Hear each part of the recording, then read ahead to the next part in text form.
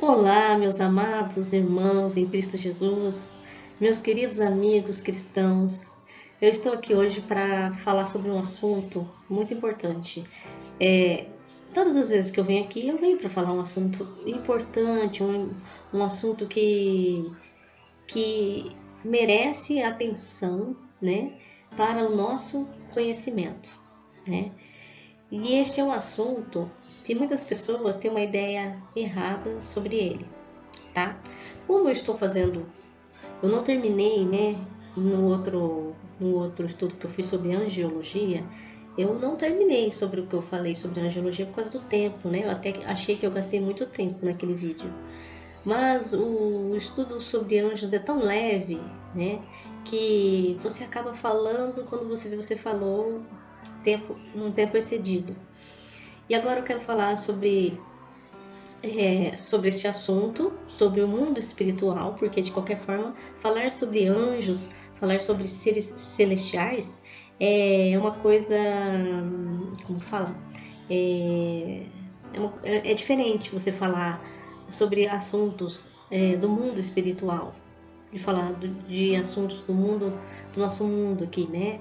E bíblico, né? Eu vou falar um assunto espiritual, sempre é espiritual, mas esse é o espiritual, no mundo espiritual invisível, que nossos olhos não podem enxergar. Comumente não podemos enxergar. Algumas pessoas podem até ter como fala, este dom de ver, mas nós não temos, a maioria não tem. Então, eu quero falar sobre o nosso inimigo, o inimigo das nossas almas. Sobre Satanás mesmo. Porque a palavra Satanás é uma transliteração de Satã, que significa acusador, queixoso, ou acusador de alguma coisa assim, que ele dá um jeitinho de ficar acusando. Ele nos acusa de dia e de noite diante de Deus, né? Como ele acusou a Jó. Vocês conhecem a história de Jó? Que ele acusou Jó. E aí Deus teve que, né? Porque ele fez Deus disse pra ele: você vê o meu servo Jó? É um servo meu que me ama de verdade. De Jó é este, né? O inimigo estava dando voltas, dando umas voltinhas ao redor da terra, e aí ele parou para conversar com Deus. Essa é a história que fala em Jó. Isso está escrito na Bíblia. Que ele parou para conversar com Deus e Deus comentou isso com ele. Ele disse: também o Senhor o cobriu de riquezas, ele tem tudo, tem filhos, fazendas, gado, cabras, uma esposa. Então, imagina se o Senhor tirar tudo isso dele. Aí Deus quis provar Jó. Então, vai lá e tira tudo dele para você ver que ele vai continuar me servindo. E depois ele fez uma outra jogada com Deus, falou assim que ele ia colocar uma doença em Jó, mas aí ele deu uma ordem para Satanás, porque até Satanás tem que obedecer a Deus. Ele disse assim: você pode até mandar uma doença para o meu filho, mas você não vai tirar a vida dele, porque quem só tira a vida é Deus, né? Então Jó mandou aquela lepra horrorosa, onde ele se coçava com um caco de telha, né? Foi difícil para ele, ele perdeu tudo, ele realmente perdeu tudo, perdeu filhos, acho que ele tinha, eu não me lembro direito, mas era 6 filhos, eu não me lembro, não me recordo, eu teria que olhar aqui no livro, eu tô com a Bíblia aqui, mas eu não me lembro. Então, vocês percebem que Satanás é um acusador, ele fica arrumando coisas para te acusar diante de Deus, porque ele já foi vencido na cruz do Calvário por Jesus, né? Mas antes ele não tinha sido vencido, ele apenas por algum motivo que nós desconhecemos, ele era inimigo de Deus, mas foi Deus que criou ele, Deus criou ele como um ser celestial, mas na Bíblia não fala se Deus criou ele como um anjo ou não. As pessoas têm essa popularidade de falar isso, então, até popularidade evangélica, né? Se alguém te fala assim: olha, você aceita Jesus Cristo, né? E aí a pessoa aceita Jesus, e aí você começa a falar de Jesus e também começa a falar do inimigo. Aí a pessoa fala assim: mas da onde que veio o inimigo? Aí você começa com aquela história: ele era um querubim da guarda, ungido de Deus, chefe do louvor, mas não está escrito isso na Bíblia especificadamente.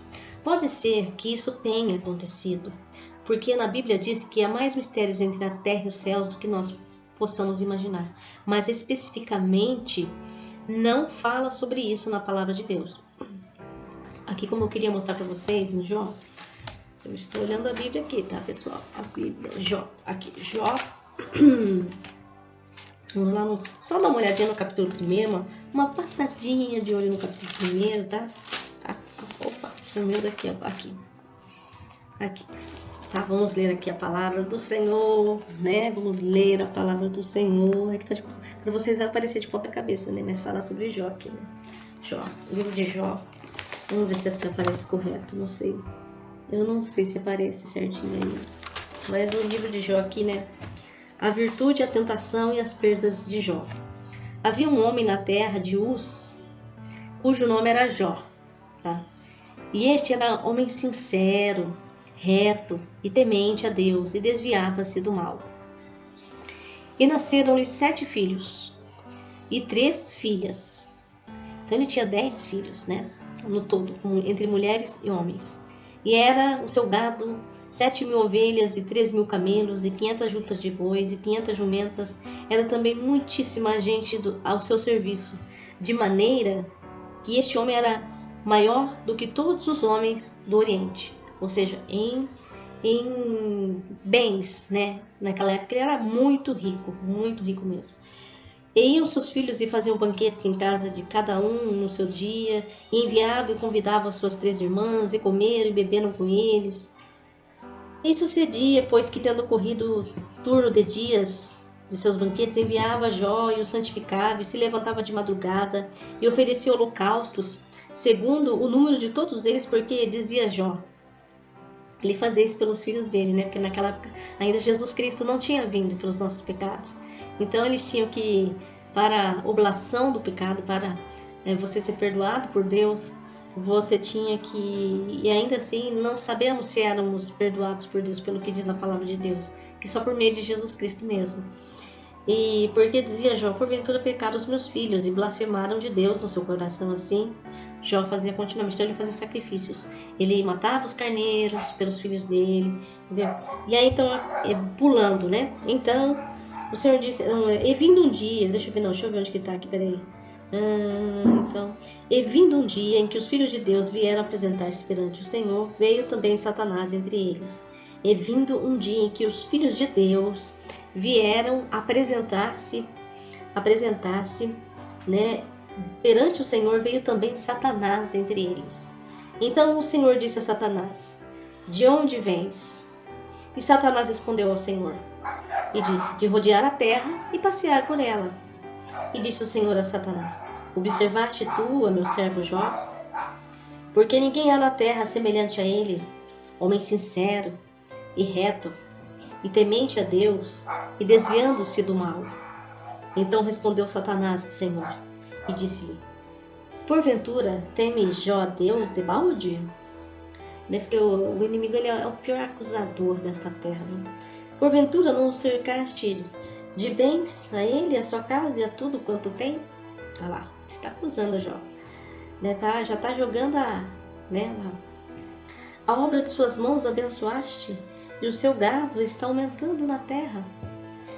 Mas estende a tua mão e toca-lhe em tudo quanto tem, e verás se não blasfema de ti na tua face. Ele falou isso para Deus. Ele teve essa pafídia, sei lá como fala, de falar isso para Deus. E disse o Senhor a Satanás, eis que tudo quanto tem está na tua mão, na terra. Somente contra ele não estendas a tua mão, ou seja, contra a vida dele. E Satanás saiu da presença do Senhor. E foi aí que Jó perdeu tudo, né? E ficou muito tempo depois Satanás viu que Jó continuou firme com Deus. Ele não se desviou do caminho do Senhor. Né? E ainda Deus deu tudo em dobro para ele, como diz lá em Jó, os capítulos 41 e 42, né? Então, no Jó, capítulo 38, 8 também fala sobre a origem do inimigo também, né? Mas vamos ver aqui quem é Satanás. O nome Satanás é uma transliteração, como eu disse para vocês, do nome Satã, tá? Todo mundo acha que Satanás foi criado por Deus, ele foi criado por Deus como um anjo. Por quê? Porque existe um texto na Bíblia que eles usam, que é...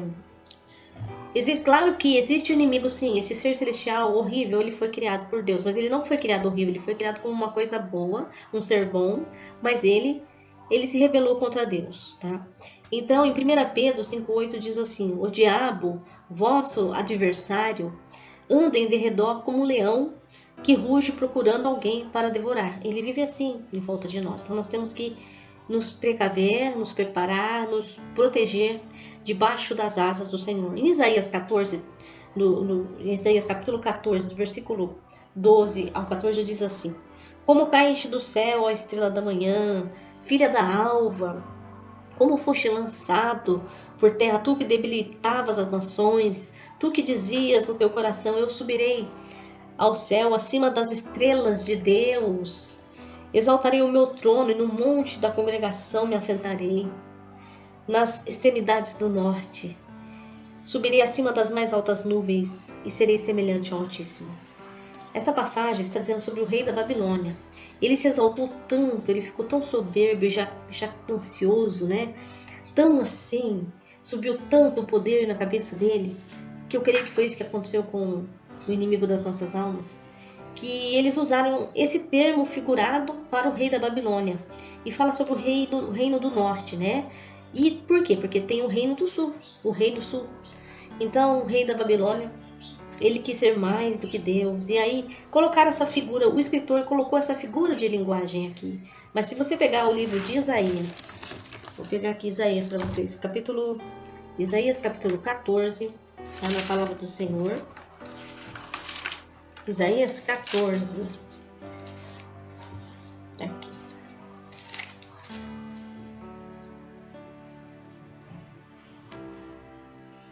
Aqui já no capítulo 13 fala sobre a ruína da Babilônia, tá?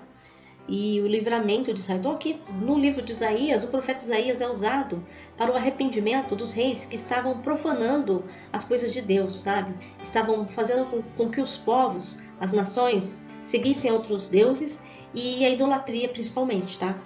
Então aqui fala isso, tá? E aí no capítulo 14, né, continua falando, porque o Senhor se compadecerá de Jacó e ainda elegerá Israel e os porá na sua própria terra, ou seja, Deus estava querendo dizer que ele ia acabar com aquilo, tá? E ajuntar-se-ão com eles os estranhos e se achegarão à casa de Jacó. E então Deus estava falando isso. Então proferirás este dito contra o rei de Babilônia, tá? E dirás: como cessou o opressor, a cidade dourada acabou. Porque ele era um grande rei, o rei da Babilônia. E aí, né, tá falando aqui, aí continua, né, que começa, né? Isaías 12 aqui: como caíste do céu, ó estrela da manhã, filha da alva, como foste lançado por terra, tu que debilitavas as nações, né? E aí vai até ao final que eu falei para vocês, né? E ele foi lançado, né? Do céu. Do céu quer dizer que o rei se achava como Deus, como se ele estivesse no céu, vamos dizer assim, altos céus. Mas no céu para ele, no sentido dele ser o maior, dele ser como Deus. Os reis naquela época se achavam assim como deuses, né? Eles tinham quando eles subiam o poder na cabeça deles, eles se achavam como Deus, né? E com eles não te reunirás na sepultura, porque destruíste a tua terra e mataste o teu povo. A descendência dos malignos não será nomeada para sempre.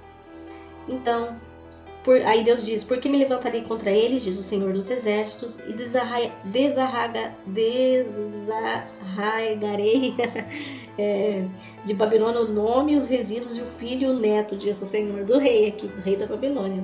E reduzi-lo-ei a possessão de corujas e a lagoas de águas, e varrê-la-ei com vassoura de persão, diz o Senhor dos Exércitos. Aí depois vem a profecia contra os assírios, a profecia contra os reis da Babilônia, que sempre quis ser mais do que Deus. É isso que está falando aqui nessa passagem. Então, esse primeiro de Isaías fala contra o rei da Babilônia. Agora, o livro de Ezequiel, que é um outro texto que eles usam muito para falar de onde veio Satanás, né? Eu não estou dizendo que Satanás não tenha sido, que ele não veio assim. Estou dizendo que na Bíblia não fala a origem dele. É isso que eu estou querendo dizer, tá bem, meus amados irmãos? Ezequiel, capítulo 28, versículo 12 ao 16, diz assim: Assim diz o Senhor Deus, tu és o sinete da perfeição, sinete. Eles falam que Satanás era como um instrumento, porque como ele era chefe do louvor, o louvor, ele regia um coro de anjos. E ele era querubim da guarda, chefe, né, da guarda, querubim ungido. Então fala aqui, ó, né? Cheio de sabedoria e formosura, estavas no Éden, jardim de Deus, de todas as pedras preciosas te cobrias, porque os reis, eles colocavam aquelas roupas cheias de pedras mesmo, né? E lá no céu tem bastante pedra, sim, tá? Aqui fala sobre várias pedras: o sardio, o topázio, o diamante, o berilo, o ônix, o jaspe, a safira, o carbúnculo e a esmeralda. De ouro se fizeram os engastes, seus engastes e os ornamentos no dia que foste criado, né? Foram eles preparados. Tu era querubim da guarda, ungido, te estabeleci, permanecias no monte santo de Deus, no brilho das pedras andavas, perfeito eras nos teus caminhos, desde o dia que foste criado até que se achou iniquidade em ti. Na multiplicação do teu comércio, se encheu o teu interior de violência e pecaste, pelo que te lançarei profanado fora do monte de Deus. E te farei perecer, ó querubim da guarda. Querubim é um tipo de anjo, é uma hierarquia de anjo, né? Em meio ao brilho das pedras. Então, esse é o Ezequiel 28. Mas se você pegar o livro de Ezequiel 28, aqui, deixa eu só achar para vocês Ezequiel 28, contra o rei de Tiro. Tiro não era o nome dele, ele era o rei de Tiro. E veio a palavra do Senhor dizendo, veio a mim a palavra do Senhor dizendo, veio a mim quem? Veio a Isaías, que era profeta. Estava falando a mesma coisa para ele, né? Porque ele estava se exaltando demais, o rei de Tiro, né? Filho do homem, diz ao príncipe de Tiro, assim diz o Senhor Jeová, visto como se eleva o teu coração e dizes, eu sou Deus. Ele dizia que ele era Deus, entendeu? E se eleva o teu coração e dizes, eu sou Deus, sobre a cabeça de Deus me assento no meio dos mares, sendo tu homem e não Deus. Ele falou isso. E estimas o teu coração como se for o coração de Deus. Eis que mais sábio és que Daniel. Não há segredo algum que se possa esconder de ti, pela tua sabedoria e pelo teu entendimento. Alcançaste o teu poder e adquiriste ouro e prata nos teus tesouros. Os reis tinham ouro e prata, eles eram muito ricos, né? Pela extensão da tua sabedoria, no teu comércio, aumentaste o teu poder, elevaste o seu coração por causa do teu poder, aliás. Portanto, assim diz o Senhor Jeová, pois eis que estimas o teu coração como se for o coração de Deus. Eis que eu trarei sobre ti estranhos, os mais... E aí vai, né? E aí depois lá ele fala, filho do homem, levanta uma lamentação sobre o rei de Tiro e diz-lhe, filho do homem é pro Isaías, ele está falando, Deus está falando, assim diz o Senhor Jeová, tu és o aferidor da medida, né? É que mede as coisas, né? Cheio de sabedoria e perfeito em formosura. O rei se achava perfeito em formosura. Estava no Éden, jardim de Deus. Aqui o escritor está até sendo sarcástico, o próprio Isaías, né, que escreveu isso daqui. Estavas no Éden, jardim de Deus, toda pedra preciosa. E aí ele fala, né, como eu li para vocês sobre isso.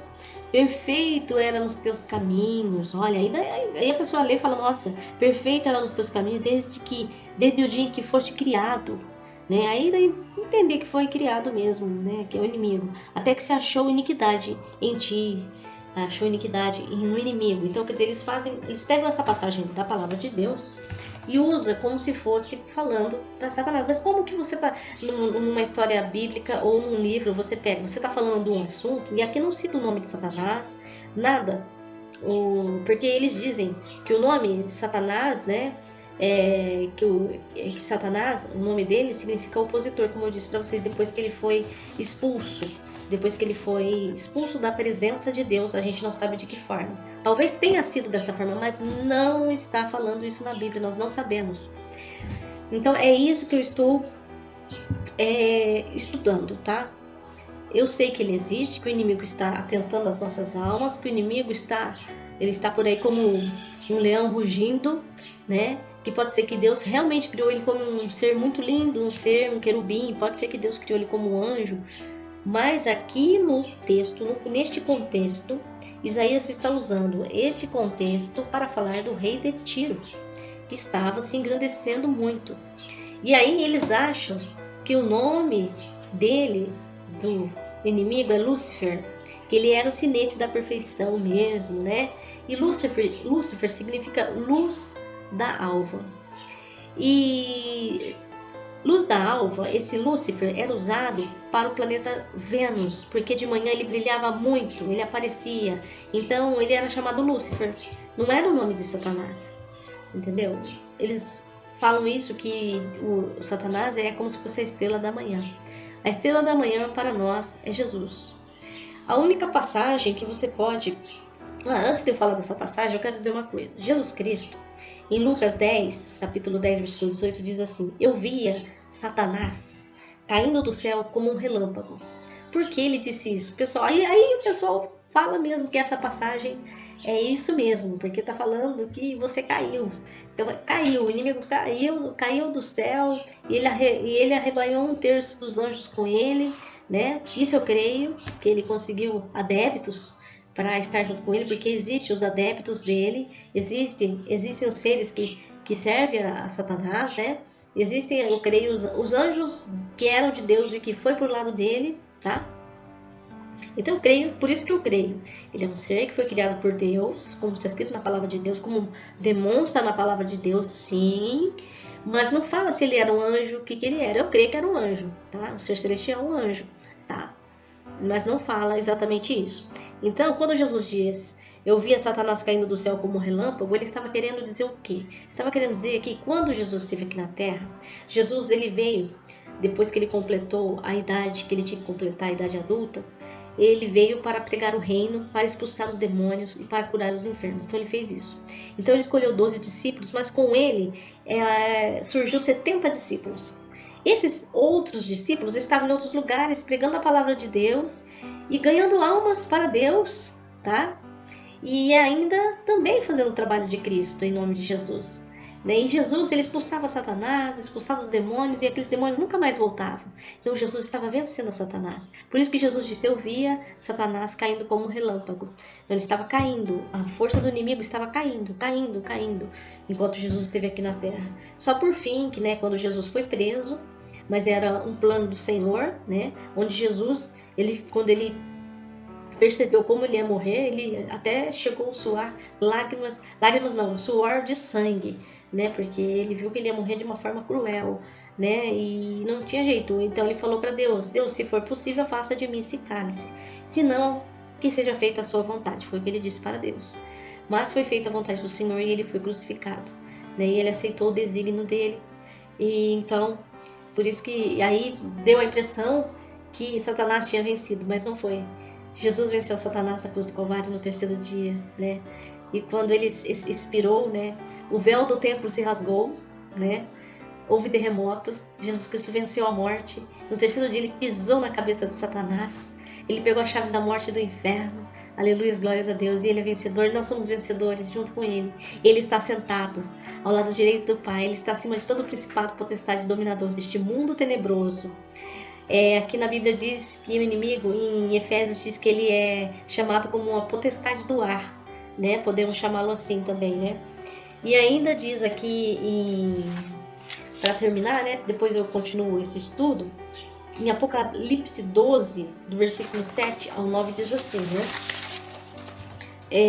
houve peleja no céu, houve guerra, no céu, peleja, guerra, Miguel, que é o arcanjo de Deus, e os seus anjos pelejaram contra o dragão. Então aqui o inimigo é chamado de dragão, não de Lúcifer e nem de Satanás. Também pelejaram o dragão e os seus anjos, ou seja, os anjos que foram para o lado dele, Todavia não prevaleceram, tá? Nem mais se achou no céu o lugar dele. Ele realmente foi expulso. Eu creio que ele foi expulso. Justamente pode ser no momento que Jesus Cristo venceu ele na cruz do Calvário. Porque enquanto Jesus não veio, ele estava fazendo arruaça aqui na terra, E foi expulso o grande dragão, a antiga serpente, que se chama Diabo e Satanás, o sedutor de todo mundo. Sim, foi atirado para a terra e com ele os seus anjos. Por isso que Jesus tem uma parte que Jesus diz: e o mundo jaz no maligno. Ou seja, a terra está sob o poder do inimigo. Tanto é que Jesus Cristo, isso pode ter acontecido antes, sim, porque Tem uma parte, Mateus 4, capítulo 4, foi quando Jesus, antes dele começar a exercer seu ministério, e ele estava sendo consagrado, e ele estava em jejum, ele ficou 40 dias e 40 noites em jejum, no deserto, e Satanás ficou tentando ele ali nesses 40 dias com a palavra, e apresentou para ele todos os reinos do mundo. E por fim ele disse: vai-te, Satanás, porque só o teu Deus servirás, só a ele servirás e adorarás. Jesus venceu ele pela palavra, porque ele disse várias coisas da palavra e Jesus rebatia com a palavra. Então Jesus venceu ele ali, e conseguiu exercer o seu ministério na terra, e estava vencendo ele usando o seu ministério. Venceu ele, Venceu através da morte dele, Foi um plano do Senhor que vingou, Então Jesus, ele venceu, e nós somos salvos pela graça de Deus, E deixa eu só achar aqui, tem uma parte aqui no estudo. A Bíblia, em lugar nenhum, identifica Satanás como um ser humano. Ele não é um ser humano. Ele é, obviamente, um dos seres espirituais sobre os quais lemos na Bíblia. Isto não quer dizer que Satanás seja um anjo, tá? Como eu estava dizendo. De fato, teria sido muito fácil em qualquer dos contextos e para qualquer dos escritores dizer que Satanás era um anjo, mas eles nunca o disseram. Ele é, não obstante, um ser espiritual, e a Bíblia o descreve como, entre outras coisas, o príncipe da potestade do ar. Em Efésios capítulo 2, versículo 2. Vemos Satanás pela primeira vez no Jardim do Éden, Em Gênesis 3, lá quando ele estava tentando a Eva para comer o fruto proibido. Justo no começo da história humana. E ele tem existido continuamente desde então. Então, por hoje, meus amados, é só. Eu acho que eu falei demais, Mas eu precisava falar isso para vocês analisarem, ficarem atentos sobre as historinhas que as pessoas falam por aí, fora do contexto da Bíblia, tá? E eu sei que existem analogias aqui na palavra do Senhor que fala sobre Jesus, várias analogias. Pode ser que essa analogia que eles usam aqui em Ezequiel 28, Isaías, pode ser que esteja falando realmente do inimigo, mas nós não temos certeza, tá? Então é isso que eu gostaria de falar para vocês. E eu quero pedir a Deus que esteja abençoando grandemente todos vocês cristãos que ouviram esta palavra, que deram importância a esta palavra e que vão meditar nela, E eu digo para vocês, meus amados irmãos, que Deus esteja abençoando grandemente todos vocês e as vossas famílias. E Shalom Adonai para todos vocês, em nome de Jesus.